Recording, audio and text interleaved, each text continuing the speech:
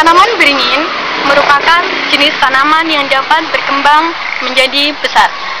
Tanaman ini mampu membentuk kanopi yang dapat meneduhi lingkungan. Hewan-hewan pengurai yang terdapat di sekitar tanaman tersebut akan mampu berkembang dengan baik karena lingkungan yang subur. Pohon beringin adalah pohon boji yang tumbuh di surga. Pohon ini juga merupakan pohon kalpataru yang mampu memberikan kebahagiaan bagi yang berada di bawah. Dua alasan tersebutlah yang menyebabkan kenapa pohon beringin ini sering ditanam di pemakaman, dengan harapan para penghuni pemakaman tersebut akan merasa di surga dan akan merasa bahagia karena berada di bawah pohon beringin tersebut.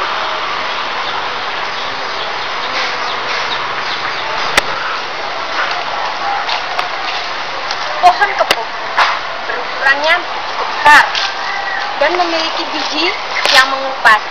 Pohon kepuh disebut juga pohon genderuwo. Kenapa? Itu adalah sebuah spekulasi yang diciptakan oleh Belanda, di mana dia ingin melindungi habitat dari pohon kepuh yang merupakan pohon purba. Dia menciptakan spekulasi demikian agar masyarakat enggan untuk menebang pohon tersebut sehingga ditanam di pemakaman. Untuk secara ilmiah, kenapa pohon kepuh ditanam di pemakaman? Pada saat berbunga, pohon kepuh ini memiliki bau yang seperti bangkai, sehingga mengalihkan perhatian para binatang yang ingin mencari bangkai manusia yang ditimbun di pemakaman, sehingga mengalihkan perhatiannya ke pohon kepuh. Daun pohon kepuh merupakan daun yang majemuk, di mana berbilang 5 sampai 7. Dan memiliki sistem pertulangan daun menyirip. Biji kepuh merupakan biji karyopsis, di mana ketika mereka sudah masak dan kering, mereka akan pecah. Pohon kepuh juga memiliki sistem perakaran berupa akar banir. Itu tujuannya agar mampu menyokong pohon yang besar. Bahas secara ilmiah mengapa tanaman kamboja baik terdapat di pemakaman. Pertama-tama, secara morfologi, tanaman kamboja memiliki percabangan yang dikotom. Tanaman kamboja merupakan tanaman yang meninggalkan berkas daun di batang. Berikutnya, bunga dari tanaman kamboja berbentuk malai.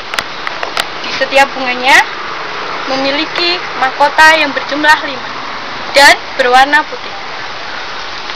Tanaman kamboja ini menghasilkan getah yang berwarna putih. Getah ini mengandung senyawa triterpenoid, amitin, dan lupeo. Dari senyawa ini dapat bermanfaat untuk mempercepat proses pembusukan. Odium variegatum atau kroton, termasuk keluarga Euphorbiaceae. Tanaman ini berasal dari Maluku, tapi juga bisa berasal dari Bali. Keindahan tanaman inilah yang menyebabkan ia ditanam di kuburan. Mulai dari warnanya yang sangat beragam, juga bentuk daunnya yang sangat unik. Mulai dari oranye sampai merah, sampai juga ungu. Secara ilmiah, tumbuhan puring ini ditanam karena memiliki daun yang paling banyak dalam menyerap unsur plubum atau Pb ataupun timah hitam ataupun timbal. Timah hitam atau PB merupakan unsur yang polutan berbahaya yang bisa terhisap oleh tubuh melalui pernafasan. Dampaknya akan semakin buruk jika yang terkena adalah anak-anak. Logam ini bisa merusak sistem saraf dan pencernaan.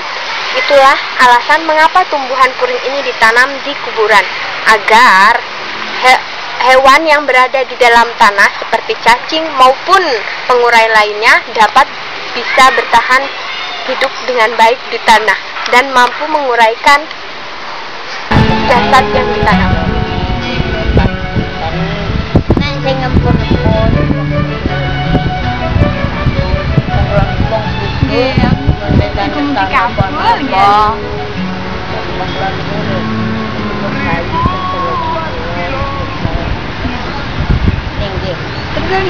Nih, enggak, pindah naik saja mama.